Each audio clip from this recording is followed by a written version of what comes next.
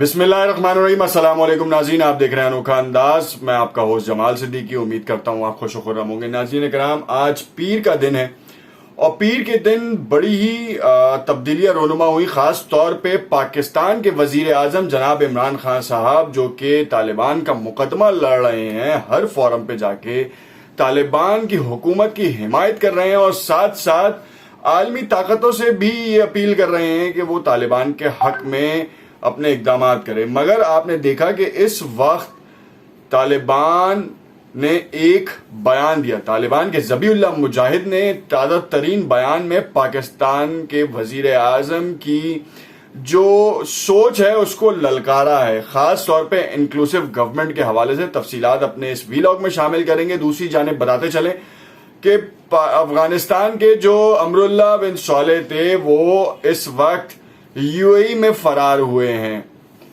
تو اب سینیریو یہ ہے کہ اس وقت امراللہ بن صالح کی تصاویر منظر عام پر آئی ہیں۔ یو اے ای کے ایک بینک میں وہ اپنے اکاؤنٹ کے حوالے سے گفت و شنید ہو رہی تھی، بینک میں ریکارڈنگ کرنا الاؤڈ نہیں تھا، تو تصویر نے ہی وہ خاکہ پیش کیا ہے اور بتایا ہے کہ تاجکستان فرار ہونے کے بعد وہاں سے یو اے ای کیسے جایا جا سکتا ہے، جیسے کہ اشرف غنی پہنچے تھے۔ اور آپ کو معلوم ہے کہ ان کے گھر سے کتنے پیسے برآمد ہوئے۔ خیر، دوسری جانب یہ دیکھتے ہیں کہ اس وقت پنشیر میں جو غاروں میں چھپے جو پنشیر کے گیدڑ تھے سمجھ لیں آپ، یا پھر طالبان کے مخالف جو لڑ رہے تھے، وہ پکڑے گئے ہیں۔ متعدد آج گرفتاریاں ہوئی ہیں اور اس میں بہت اہم کمانڈر بھی شامل ہیں۔ ان تمام معاملات کو ڈسکس کرتے ہیں اور دیکھتے ہیں کہ اس وقت کہانی کس رخ پہ جا رہی ہے۔ اور اگر آپ نئے ہیں اور ہمارا چینل سبسکرائب نہیں کیا تو اسے ضرور سبسکرائب کر لیں تاکہ آنے والی تمام ویڈیوز کے نوٹیفیکیشنز آپ کو ملتے رہیں۔ سب سے پہلے ناظرین کرام، ہم یہ دیکھیں گے کہ عمران خان صاحب ہر فورم پہ طالبان کی حمایت کرتے نظر آ رہے ہیں اور ساتھ میں طالبان کی حکومت کو قبول یا تسلیم کروانے کے لیے ہر کسی سے اپیل انہوں نے کی اور اس کے انفراسٹرکچر کی بحالی کے لیے بھی اپیل کی ہے۔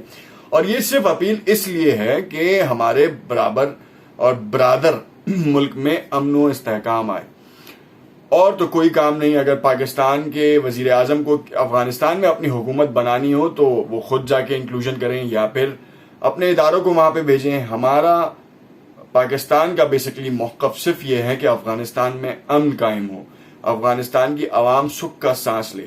اس وقت ذبیح اللہ مجاہد نے دو بیانات کے اوپر ایک بیان دیا ہے، داغا ہے، اور انہوں نے کہا ہے کہ ہمیں کوئی بھی ڈکٹیٹ نہیں کر سکتا۔ انہوں نے خاموش لفظوں میں پاکستان کے اوپر کڑا ایک اشارہ دیا ہے کہ پاکستان کے وزیر اعظم اپنے کام سے کام رکھیں۔ ہماری حکومت، ہم جانتے ہیں کہ ہمیں حکومت میں کس کو شامل کرنا ہے۔ انکلوسیو گورنمنٹ کی جو اپیل کی گئی ہے، انکلوسیو گورنمنٹ کے بارے میں جو کہا گیا ہے کہ آپ تمام اقلیتوں کو جو ہے وہ انکلوڈ کریں، تو یہ ہمارا فیصلہ ہوگا، ہم فیصلہ کریں گے۔ اس میں تبصرہ کرتے ہیں کہ اگر دیکھیں طالبان نے ریکلیم کی پوری اپرچونٹی، دوحہ ایگریمنٹ ہوا، اس میں عوام کے نمائندگان بھی شامل تھے، ساتھ ساتھ پرانی حکومتوں کے لوگ بھی تھے، پھر اس کے ساتھ ساتھ وہ لوگ بھی تھے جو کہ چاہتے ہیں کہ افغانستان میں طالبان کا امن قائم نہ رہ سکے، یا طالبان کسی بھی طور پر ایسے فیصلے کریں جس سے ان کا 1996 سے سن 2001 تک کا جو رویہ تھا یا جو طرز حکومت تھی وہ واپس آ سکے۔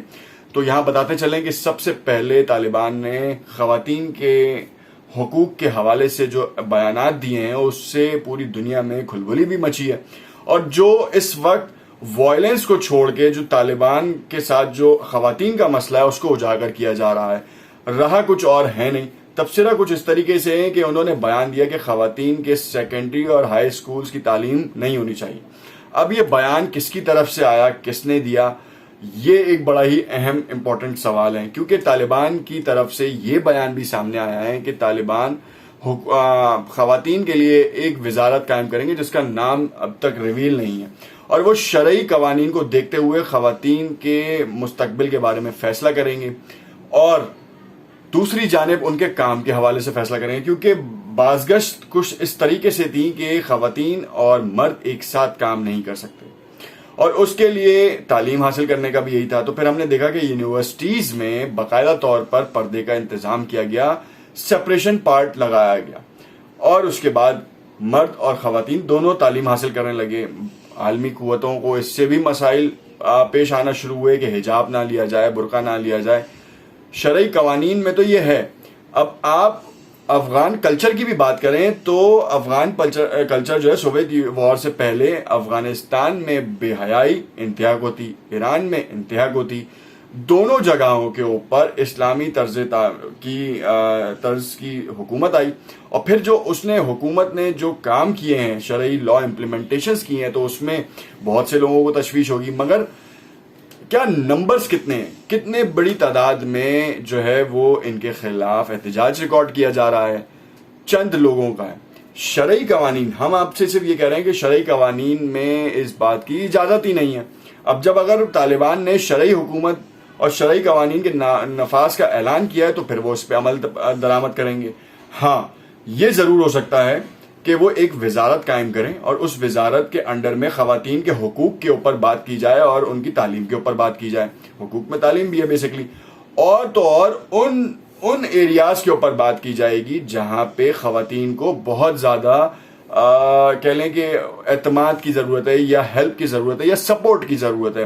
اب کوئی بیوہ خاتون ہے تو ان کا کمانے دھمانے والا نہیں ہے, بچے چھوٹے ہیں اور وہ کام نہیں کر سکتی ہیں, اور وہ دوسری شادی کے لیے خواہش مند ہیں مگر وہ نہیں کر پا رہی, یا وہ نہیں کرنا چاہتی بچوں کو دیکھتے ہوئے. تو پھر ان کے وسائل کا حل کیسے ہوگا, اس کے اوپر بات چیت ہوگی. دوسری جانب یہ بھی دیکھا جا رہا ہے کہ خواتین کی تعلیم اور پھر جو خاندان بنتا ہے خاتون سے, اس کو کس طریقے سے دیکھا جائے, کیونکہ 1996 سے سن 2001 پہ خواتین کی تعلیم حاصل کرنے پر مکمل پابندی تھی, مگر اس بار ایسا نہیں ہوا.